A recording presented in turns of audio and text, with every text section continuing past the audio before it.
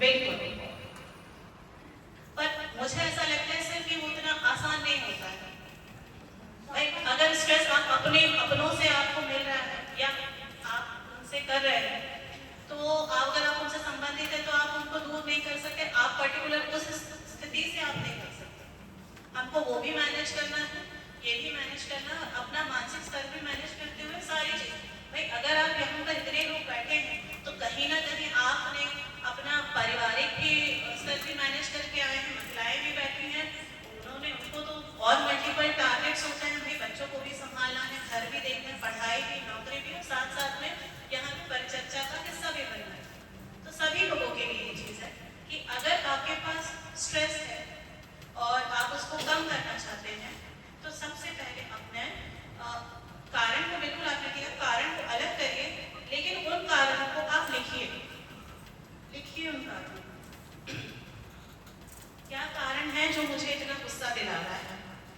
क्या कारण है जो मैं इस चीज को भूल ही नहीं पा रहा हूँ कि इतना, क्या ये बहुत जरूरी बात थी जो उसने मेरे प्रति बोल दी और मैं क्या उसी लायक हूँ जो मुझे बोल रहा है? क्या मैं वो डिजर्व करता हूँ? अपने शब्दों में लिखिए, बच्चों को भी सिखाइए। मैं ये चीज देख रही हूँ कि आज जो छोटे बच्चे हैं, मुझे लगता है मैं उसमें अगर नर्सरी भी इंक्लूड करूँ तो कम नहीं होगा। नर्सरी के बच्चों से लेकर के 12वीं तक के बच्चे जो कॉम्पिटिटिव एग्जाम के लिए आप जा रहे हैं, उनको स्ट्रेस मैनेजमेंट बिल्कुल नहीं आता, बिल्कुल नहीं आता। और अगर आप देखें, आप उनको छोड़ के देखें किसी ऐसी स्थिति में कि जिसमें आपको थोड़ा सा दबाव बनाया जा रहा है, वो नहीं झेल पा रहे हैं। खुद आप देखिए, आप अपने बच्चों को देखिए। हमारे माता पिता हमको डांट दिया करते थे, कभी कभी छोटा सा लगा भी देते थे, तो हम उस चीज को लेकर के कमरे में बैठ के रोते नहीं थे कि मेरे साथ ही ऐसा क्यों हो रहा है, क्योंकि उस तरह का माहौल हुआ करता था। लेकिन अभी के जो बच्चे हैं, आप एक डांट लगाइए, क्या उस चीज को वो डाइजेस्ट कर पाते हैं? तो मेन क्या है, स्ट्रेस लेवल को मैनेज करने का तरीका सिखाया जाए। ये कोई स्कूल नहीं बताता, कोई इंस्टीट्यूशन नहीं बताया। हम लोग भी इतने परिपक्व हुए हैं जब हम उन दुविधाओं में पड़े हैं, जब हमारे सामने कोई समस्या आई है तो हमको स्ट्रेस होना नॉर्मल है। जब हमको बहुत स्ट्रेस होता है तो क्या हम किसी को मारने पहुंच जाते हैं? नहीं, हम उस समस्या का समाधान, मुझे लगता है अगर आप लोग रेड क्रॉस सोसाइटी से जुड़े हुए हैं तो कहीं ना कहीं गंभीरता और सहनशीलता, ये दोनों चीज हमारे अंदर है, तभी हम सब यहाँ बैठे हैं। अभी आप बाहर निकले, किसी से जरा सा गाड़ी का टक्कर हो जाए, उसका क्रोध आवेश देखिए, होता है। आप डेली डेली रूटीन में देखिए, घर में बाई नहीं आई, दिमाग में टेंशन हुआ, हमने उसे 4 बातें बोली, उसने हमें 2 बातें बोली, होता है। लेकिन क्या ये चीजें हमने सीखी है कि जब हम बहुत तनाव में हो तब हमें कैसे रिएक्ट करना है? उसका पहला तरीका ये है कि जिस समय आप बहुत गुस्से में हैं, उस समय आप कुछ भी मत बोलिए, कुछ भी मत करिए, बिल्कुल बिल्कुल शांत, न्यूट्रल, अपना स्विच ऑफ बटन दबा दीजिए, जाने दीजिए, वो क्षण में चला जाएगा। उसके बाद उसके 10-15 मिनट के बाद आप अपना स्विच ऑन करिए, हाँ क्या हुआ था, और उसमें विचार करिए कि क्या करना चाहिए। अगर वो विचारणीय है तो यही बात अपने बच्चों को भी समझाइए। स्ट्रेस मैनेजमेंट करना बहुत जरूरी है। कार्डियक अरेस्ट जैसी चीजें, ये अंतिम ही पड़ाव, cardiac arrest, sudden cardiac arrest क्या है? कार्डियक अरेस्ट हुआ मौत, लेकिन उसके पहले जो बॉडी हमको सिम्टम्स देती है, कम से कम उसे समझें, तनाव को समझें, तनाव के मैनेजमेंट को समझें। ऐसी कौन सी खाने पीने की चीजें हैं जो हमको इसके ये जो स्ट्रेस लेवल है उसको कम करने में मदद कर सकती हैं। ठीक, तो खाने पीने की जहां तक बात करते हैं, सुपाच्य हल्का भोजन कोशिश करें। एक अवस्था के बाद एक टाइम का खाना ना खाएंगे तो चलेगा, 6-7 बजे तक आप अपना भोजन ले लीजिए। मान लीजिए उसके बाद तक अगर आप नहीं चाहते हैं, गरिष्ठ नहीं भोजन करना चाहते हैं, हल्का सुपाच्य भोजन करें, उससे भी कार्य की सारी समस्याएं हो जाती हैं। मान लीजिए कि हमारे चल रही सभा चल रही है, सभागार में किसी को तकलीफ हो रही है, सीने में दर्द हो रहा है, ठंडा पसीना आ रहा है और सांस लेने में तकलीफ हो रही है, तो हम क्या करेंगे? ठीक, ये जो संभावना मैंने आपके सामने बनाई, भगवान ना करे ऐसा हो, लेकिन अगर ऐसा होता है, किसी को ऐसी हल्की समस्या है, तो क्या करें? अभी तुरंत में तो हम इतने सारे डॉक्टर्स हैं, लेकिन हमारे पास अभी दवाइयाँ नहीं होंगी, मुझे जहाँ तक लगता है। मेडिसिन लेके कोई नहीं बैठता है, ठीक। लेकिन फिर भी मैं आपको 2 दवाइयों के नाम बता दूँ। मान लीजिए कि अगर किसी को कार्डियक से रिलेटेड समस्या है, तो आप एक एस्प्रिन और एक सॉर्बिट्रेट, ये 2 दवाइयाँ हैं जिनको हम इमरजेंसी ड्रग में रख सकते हैं। आगे का काम डॉक्टर ही करेंगे। मान लीजिए अगर इस तरह की कोई समस्या आती है, एस्प्रिन और सॉर्बिट्रेट, ये 2 तरह की दवाई हमारे पास हमेशा होना चाहिए। और मैंने देखा है बड़े बुजुर्गों को भी और हमारे उम्र के लोग भी कि जरा अगर कोई समस्या होती है तो कहते हैं अरे गैस हो रही है, गैस है। अब गैस कौन सी बीमारी में आज तक समझ नहीं पाए, थोड़ा बहुत अपच के कारण हो सकता है कि ऐसा हो, लेकिन कई बार हम लोग के सामने जब आते हैं तो कहते हैं अरे मैडम गैस हो रही है, लेकिन गैस कोई बीमारी नहीं है। लक्षणों को आप समझिए, निदानों को आप समझिए, क्या करना चाहिए उस समय समझिए। हाँ, हम बात कर रहे थे हार्ट अटैक, कार्डियक अरेस्ट, अलग अलग चीजें। सडन कार्डियक अरेस्ट में धमनी में रक्त प्रवाह बिल्कुल बंद हो जाता है, हार्ट कोलैप्स हो जाता है, व्यक्ति की डेथ हो जाती है। हार्ट अटैक में हमारे पास थोड़ा समय रहता है उस व्यक्ति की जान को बचाने के लिए। और मान लीजिए अगर किसी के पास किसी को ये समस्या आ रही है, सीने में दर्द हो रहा है, तो उस समय की गंभीरता को समझिए। हमारे पास जो स्टार्टिंग के 5 मिनट, अगर उन 5 मिनट में हमने पॉजिटिवली और एक्टिवली पार्टिसिपेट किया तो सामने वाले व्यक्ति की जान बच जाएगी। और अगर हमने उसको गैस का नाम दे दिया और उधर उधर टहला दिया तो वो व्यक्ति भी टहल सकते हैं, नो डाउट। तो इसीलिए हमको क्या करना है, पहले तो जो दवाइयाँ मैंने बताई, ठीक है, और कितने लोग हम बैठे हुए हैं, ईसीजी कितने लोगों ने करवाया है अभी तक? आपने ईसीजी करवाया, सभी का रिपोर्ट अच्छा आया ईसीजी में, किसी को कोई समस्या तो नहीं थी। मान लीजिए ईसीजी रिपोर्ट जो होती है वो इंडिकेट कर देती है कि आने वाले सालों में आप कार्डियक इसके अंदर हो कि नहीं, है ना। तो अगर आपके पास ये ईसीजी के बाद अगर ये बोलता है डॉक्टर कि नहीं आपको रिस्क है, तो ये 2 दवाइयाँ जिनके नाम मैंने लिए पहले भी, वो हमेशा आप अपने पास रखें, ठीक। और लक्षणों को पहचानिए, लक्षणों को पहचाना है स्ट्रोक में, हार्ट अटैक में, कार्डियक अरेस्ट में बहुत सिमिलैरिटी रहती है, लेकिन छोटी छोटी बातें हैं जिनसे हम उन्हें डिफरेंशिएट कर सकते हैं। उसके बाद क्या करना है आपको, सीपीआर। सीपीआर कितने लोगों को पता है? सीपीआर जानते हैं? बहुत सारे, मोस्टली लोगों को सीपीआर पता है। सीपीआर परफॉर्म करिए। अगर किसी को आपको लग रहा है चेस्ट पेन हो रहा है, व्यक्ति अनकॉन्शियस हो गया है, सांस लेने में समस्या है, सबसे पहले उसका पाथवे क्लीन करना। पाथवे एयरवे, जिससे सांस लेते हैं, है ना। जनरली क्या होता है, जो व्यक्ति बेहोश है, सांस नहीं ले पाता है, सबसे पहले आपको एयरवे क्लियर करिए। उसको सुनने की कोशिश करिए कि भाई ब्रीदिंग है कि नहीं है। ब्रीदिंग है तो फिर उसको छाती के पास ऐसे दोनों हाथों को कैसे करते हैं बताइए, छाती के पास इस हिस्से से इस हिस्से के बीच में प्रेशर देना है, कंटिन्यू प्रेशर देना है। पहले 16, फिर 30, फिर 32, ऐसे प्रेशर देते जाए। प्रेशर देने के बाद पाथवे क्लियर है तो माउथ टू माउथ उसको सांस दी जाती है। तो ये सीपीआर आपको परफॉर्म करना है अगर किसी व्यक्ति को ये संभावना लग रही है कि उसको हार्ट अटैक आया है। लक्षण मैंने आपको बता दिए, निदान मैंने आपको बता दिए। हम परिचर्चा कर रहे थे 4S पे। सेकेंड है सिटिंग। आजकल हम लोग देख रहे हैं कि लॉन्ग सिटिंग जॉब्स है लोगों की। लॉन्ग सिटिंग है मतलब आप कहीं कॉर्पोरेट वर्ल्ड में चले जाइए या ऑफिस वगैरह में चले जाइए तो लंबे समय तक लोगों को बैठना पड़ता है। 3 घंटे आप लोग भी यहाँ काफी समय से बैठे ही हैं, तो 30 to 30 का रूल अपनाना चाहिए। 30 to 30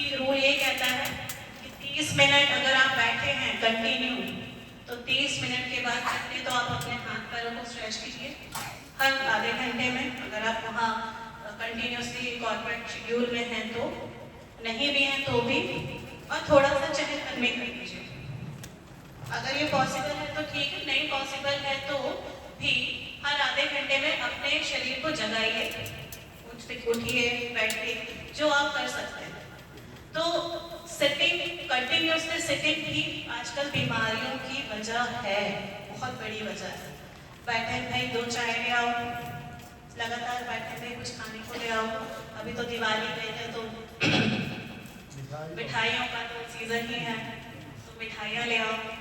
तो इस तरह की चीज़ें चलती हैं। तो हमको कोशिश ये करनी है कि जितना से ज़्यादा हम एक्टिवली अपने बॉडी को मैं ये नहीं कहती, देखिए आजकल काम इतने ज़्यादा है, समस्या कोई व्यक्ति सुबह 6 बजे होगी भाई वॉकिंग कर पा रहा है, एक्सरसाइज कर पा रहा है, नहीं कर पा रहा है।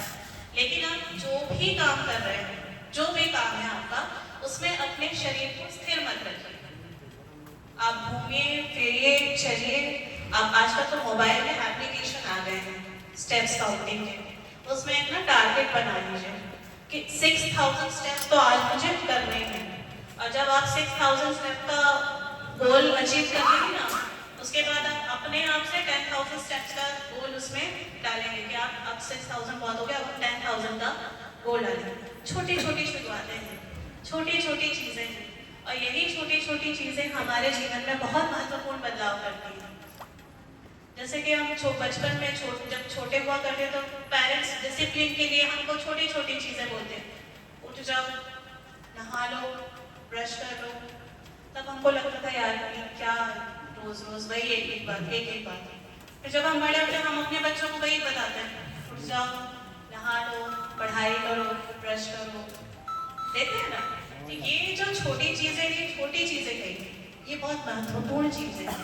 ये डिसिप्लिन है, ये अनुशासन है जो हम अपने बच्चों को सिखाएंगे, और फिर हमारे बच्चे जब बड़े होंगे तो वो अपने बच्चों को सिखाएंगे।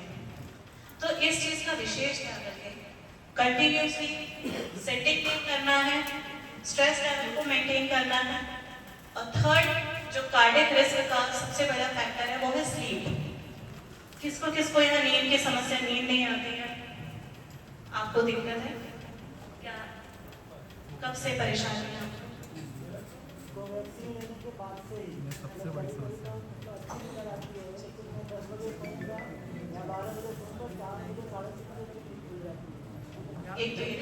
क्या इसके लिए आपने कभी ब्लड टेस्ट कराना समझे? मैं किसी डॉक्टर ने सलाह दी आपको ब्लड टेस्ट के लिए? और कोई जन जिनको समस्या हो नींद से संबंध, ऐसा कौन जिसको बहुत नींद आती है?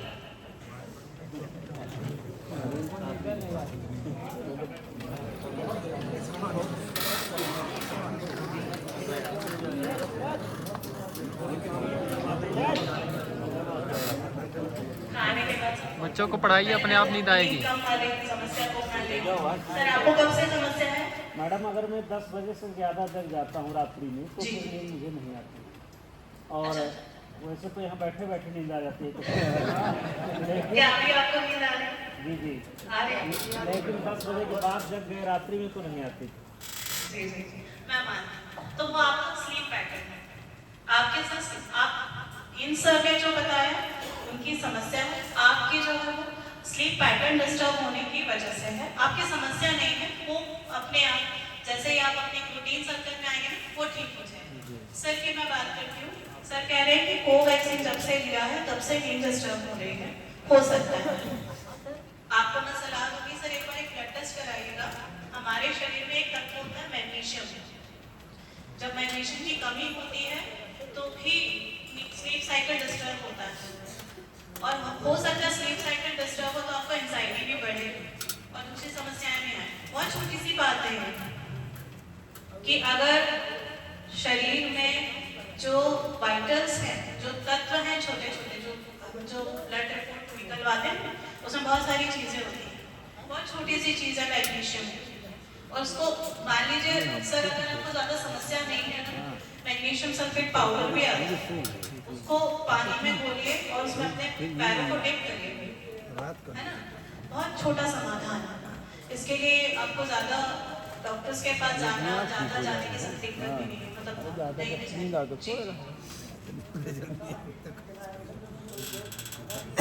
छोटी सी चीज करके देखिएगा, उपाय दे रही हूँ, करके देखिएगा। अरे समस्या है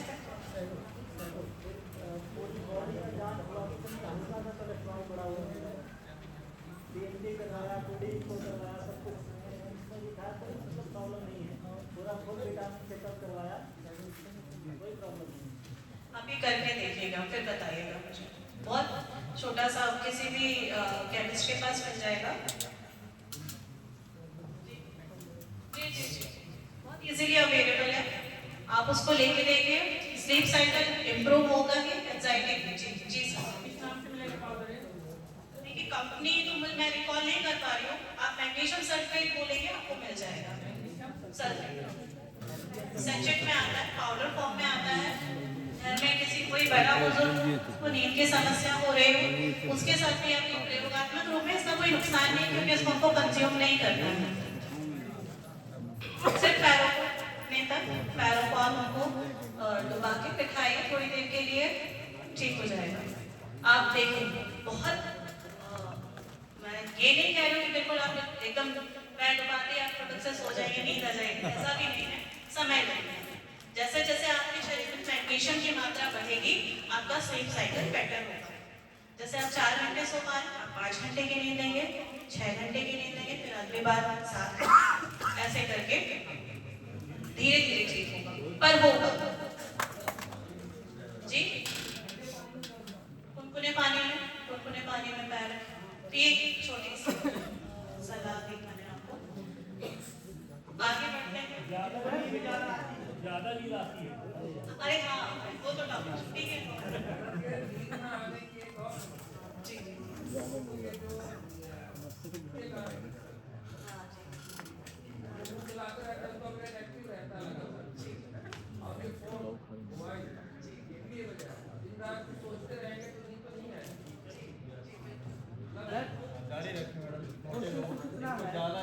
जो आपने बताया उपाय, इसके अलावा हम अपने फूड साइकिल में क्या ऐड करें जिसकी वजह से इसकी मात्रा बढ़ जाए? वो मैं आगे आ रही हूँ। पहले मैं उन लोगों को ले रही थी। सर ने जैसे बताया कि किसी को कुछ खाने का एडिक्शन रहता है, कुछ लोगों को वो मोबाइल का एडिक्शन रहता है, तो उनको भी, तो वो तो सर आदतें हैं, बुरी आदतें जिसको आप कहेंगे, बैड हैबिट्स। अब बैड हैबिट्स के पीछे हम जाएंगे तो बैड हैबिट तो बहुत सारी है, उनको हम नहीं समझा सकते। जितने हाँ, अगर यहाँ 16-17 साल के बच्चे होते तो शायद मैं वो टॉपिक उठा भी लेती। अब हमारे यहाँ सभी अनुभवी लोग हैं, और मुझे नहीं लगता किसी को ये समझाने की जरूरत है कि मोबाइल देखना बुरी बात है। तो ये आउट ऑफ द सिलेबस हम चले जाएंगे।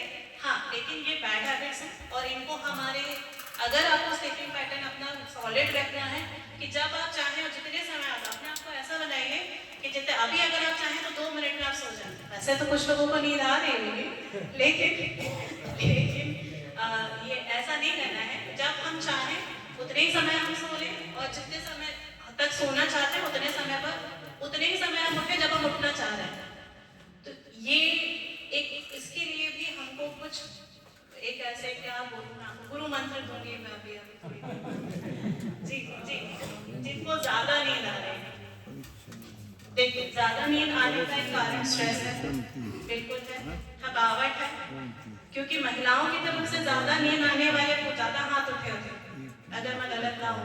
एक बार फिर हाथ उठाए जिसको ज्यादा नींद आ रही है।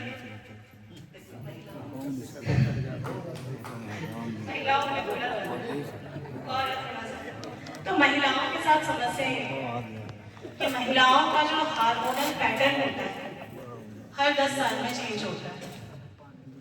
आपको ज्यादा जानकारी होगी इस बारे में, क्योंकि आप भी एक एज ग्रुप पार करके यहाँ तक पहुंचे हैं, तो आपको पता है कि हार्मोनल जो प्रोग्रेस है जो हम लोगों का, महिलाओं का, वो अलग रहता है। शुरुआती 10 साल अलग रहेंगे, उसके 10 से 20 साल के बीच में जो है तो वो अलग रहेगा, 20 से 30 अलग रहेगा, ठीक है। लेकिन क्या हमको कभी किसी ने बताया कि जो हार्मोनल इम्बैलेंस हो रहे हैं इसमें हमारी प्रतिक्रिया, ये तो क्योंकि हमारे अंदर चल रहा है, लेकिन हमारी क्या प्रतिक्रिया होना चाहिए हार्मोन्स के प्रति? अब हम हार्मोन को शट अप तो नहीं कर सकते कि शट अप, अभी मैं ये काम कर रही हूँ, तुम अभी मत बोलो, वी कांट डू दैट। लेकिन हम क्या कर सकते हैं, सबसे पहले तो महिलाओं को क्या, मैं सभी को कहीं खुश रहना चाहिए, अपना हैबिट बनाना चाहिए। कुछ भी हो, हम रेड क्रॉस सोसाइटी के बाहर भी जाएं तो हम वैसे ही उतने उत्साह के साथ रहें जितने उत्साह के साथ हम अमरकंटक आने के लिए थे। उत्साह बना के रखें, नहीं हो पाता। उसे मेरा ये माना, देखिए रसोई का काम मैं भी करती हूँ, सुबह खाना बना के मैं भी आई, ठीक, और घरेलू काम मैं भी करती हूँ। इसको आप एक जिम्मेदारी के रूप में ना करके एक हमारी रूटीन कर, भाई हमको सुबह उठना है, नहाना है, ये काम नहीं करना है, लेकिन अब उसी काम तो करना है। अब उसी को हम ये करें कि अरे इतने बर्तन पड़े हैं, ये पड़ा है, वो इट्स नॉट लाइक, तो उसमें आपके गुड वाइब्स नहीं जाएंगे। हाँ, इसके लिए हम पुरुषों से जरूर आवेदन करेंगे कि महिलाओं का घर में सब कुछ जरूर करा करिए। महिला मंच मिला है आज, महिला मूवमेंट में थोड़ा सा फायदा उठा लेते इस चीज से, मतलब साथ में भाई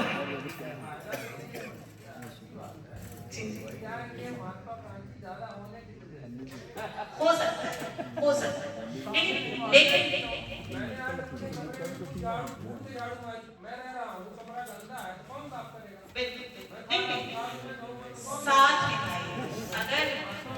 साथ निभाइए भाई। सर थोड़े ज्यादा भावुक हो रहे हैं, मुझे ऐसा लग रहा है हाँ वही बात है। कुछ मैं समझ रही सर आपकी भावनाओं को, मैं साथ दीजिए, जीवन साथी है। तुमने ये नहीं किया, तुम्हें वो एग्जाम पास करना है, अगर तुमने वो एग्जाम पास नहीं किया तो तुम्हारा भविष्य खराब हो जाएगा। ये जो दो टूक वाणी है,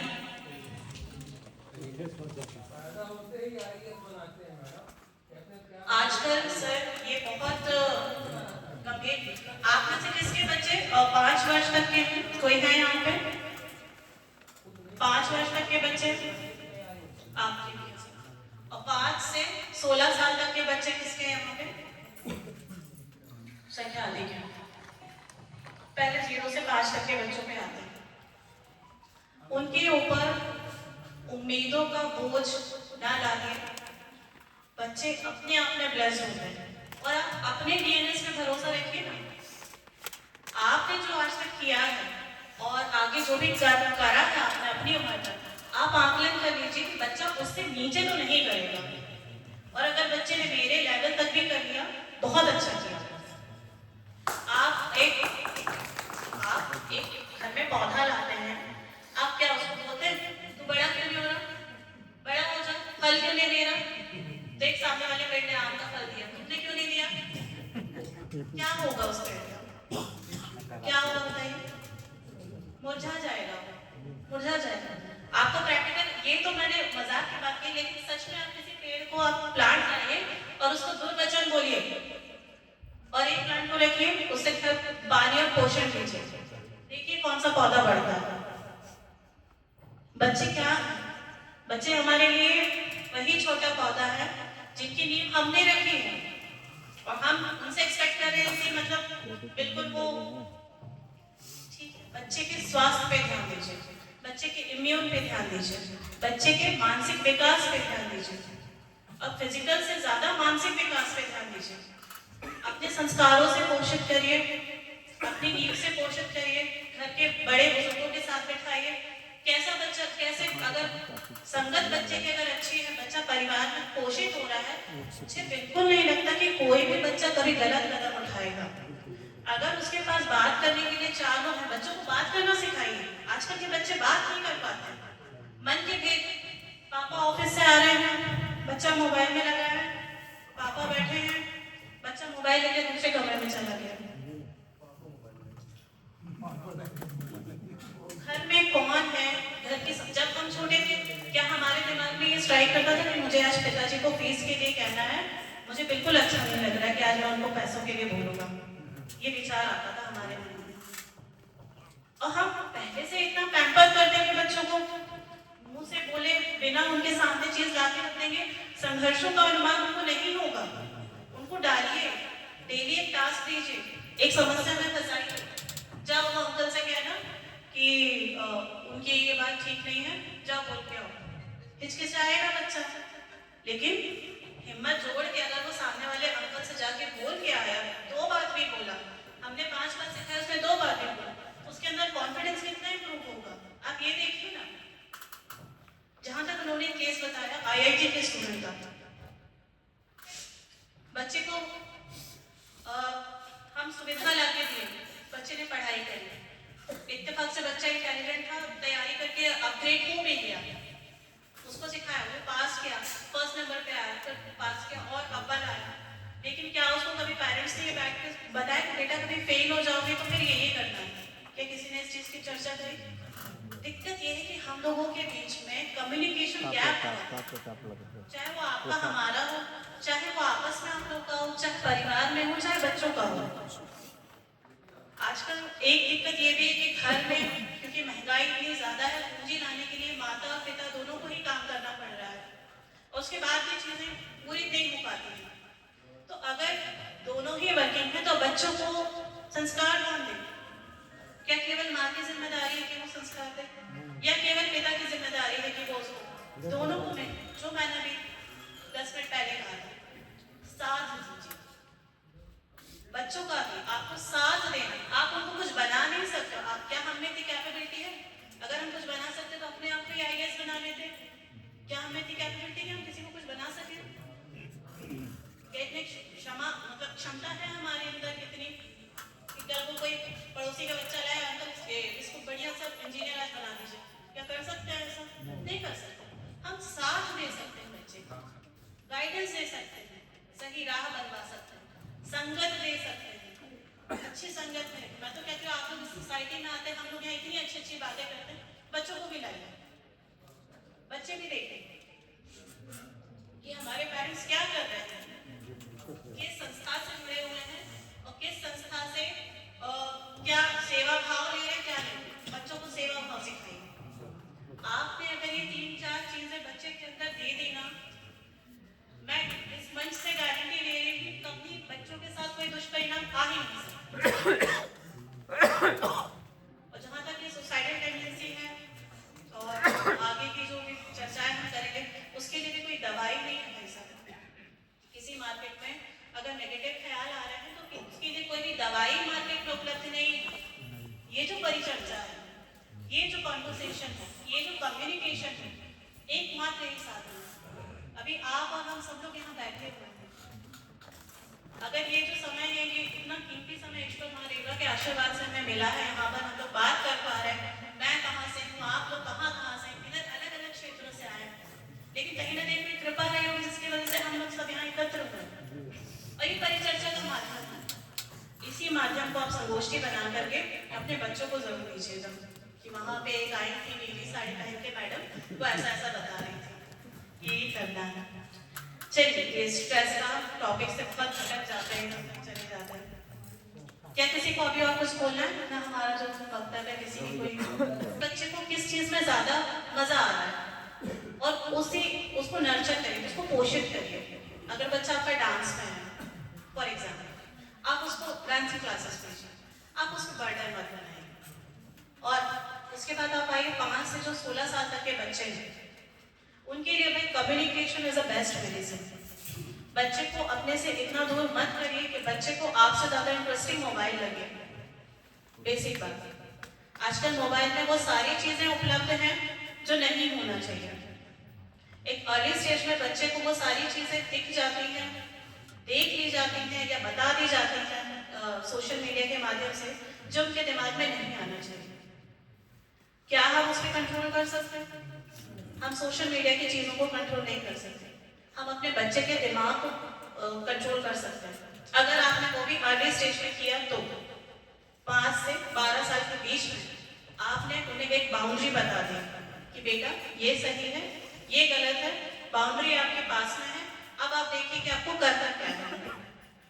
सही और गलत परिणाम के साथ बताइए, परिणाम ना समझे, उदाहरण देके समझाइए। और रोज 1 घंटा बैठ करके बात इसी बारे में करें। हाँ बेटा आज बताओ, आज क्या चर्चा करना है। मित्रवत व्यवहार करें। ये नहीं होता हमारे इंडियन सोसाइटी में, मैं नहीं देख पाती हूँ ये चीजें, लेकिन हम इस चीज में बदलाव कर सकते हैं। तो और मान लीजिए कि आपके ग्रैंड चाइल्ड भी हैं, जिसे कई उम्र दराज लोग भी देख रहे हैं, मान लीजिए आपके ग्रैंड चिल्ड्रंस हैं, तो आप भी उनको या उनके पेरेंट्स को ये चीज़ समझाइए। क्योंकि हमें ये बात नहीं बताई गई थी इसलिए क्योंकि उस समय हमारे पास संसाधन नहीं था, हमारे पास में सोशल मीडिया नहीं था जो कि हमें सब बता देता था। अगर आप सही और गलत नहीं बताएंगे बच्चे को, तो कोई और बताने लगेगा और कोई और उनका साथ निभा ले जाएगा और फिर जो उनको नहीं करना चाहिए वो उस तरह चले जाएंगे। तो बेहतर ये कमान अपने हाथ में रखिए, ठीक बच्चों की कमान हमारे हाथ की। ये आज पेरेंटिंग पे ज़्यादा हो गया, हालांकि मेरा विषय मेडिकल है, लेकिन ये परिचर्चा जो है पेरेंटिंग पे जा रही है। लेकिन ये भी कुछ ऐसी चीज़ें हैं, क्योंकि मैं भी एक माँ हूँ, डेली जो चीज़ आप फेस कर रहे हैं, क्या कर चुके हैं, उन चीज़ों को मैं भी फेस कर रही हूँ। इसलिए मैं इतने अनुभव और इतने कॉन्फिडेंस के साथ कह सकती हूँ कि ये चीज़ें आपको हेल्प करेंगी। वापस के आते हैं हमारे टॉपिक पे, कार्डियक अरेस्ट पे। जो लास्ट जो था 4 स्ट्रेस 4 एस जो थे, उसमें लास्ट एस जो है वो है स्मोकिंग। अब मैं यहाँ हाथ तो नहीं उठाऊंगी कि कौन कौन लोग स्मोकिंग करते हैं, लेकिन दुष्परिणाम मैं आपको जरूर बताऊंगा। जी